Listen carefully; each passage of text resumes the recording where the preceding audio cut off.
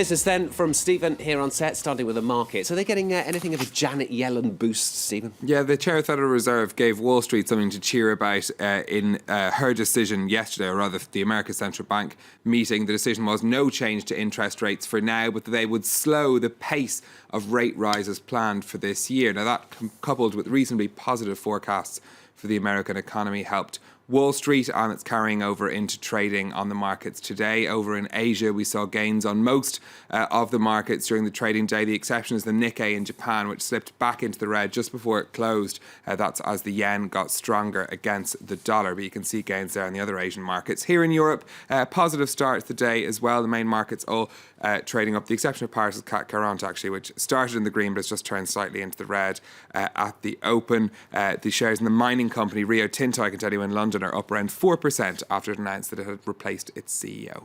Going to go to Argentina next. President Macri is preparing to mark his first 100 days in office there. And it's a period that's marked by sweeping changes to Argentina's battered economy. On Wednesday, the lower house of parliament passed a deal to end a 14-year legal battle with a group of its creditors. It's a major step towards bringing Argentina in from the cold for the financial markets. But that and other reforms implemented by Mauricio Macri have faced opposition, as Kate Moody now reports. Just how much can change in 100 days? Since taking office on December 10th, President Mauricio Macri has rolled out a series of reforms designed to boost Argentina's flagging economy and attract more foreign investment. Early measures included lifting currency controls and lowering or scrapping taxes on exports of beef, grain, or soy.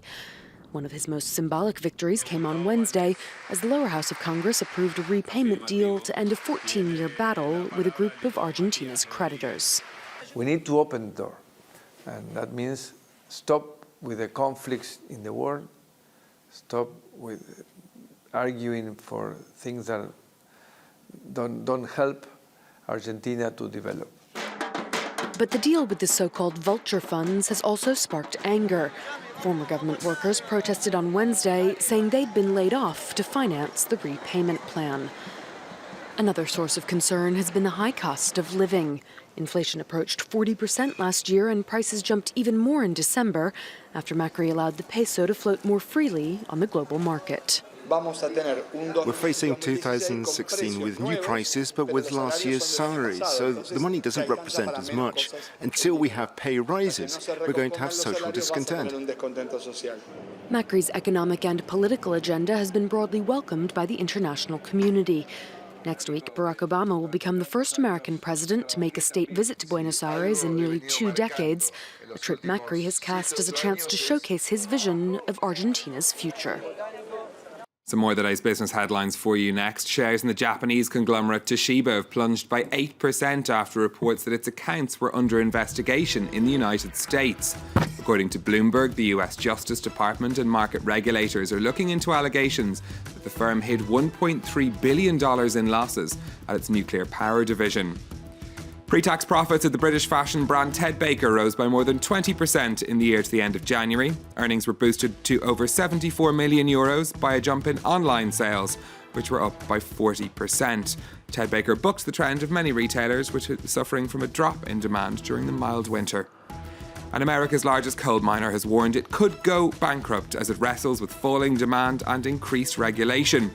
Peabody Energy's shares fell by nearly 50% after it flagged the possibility of filing for bankruptcy protection. The company said there was substantial doubt about whether it would be able to continue as a going concern. Now, finally from Stephen, I'm completely independent, of course, as a newsreader, but a warning from about Donald Trump, this is, isn't it? A warning that him becoming US president is one of the biggest risks facing the world. This is according to the Economist Intelligence Unit, which calculates the biggest political and economic risks facing the world.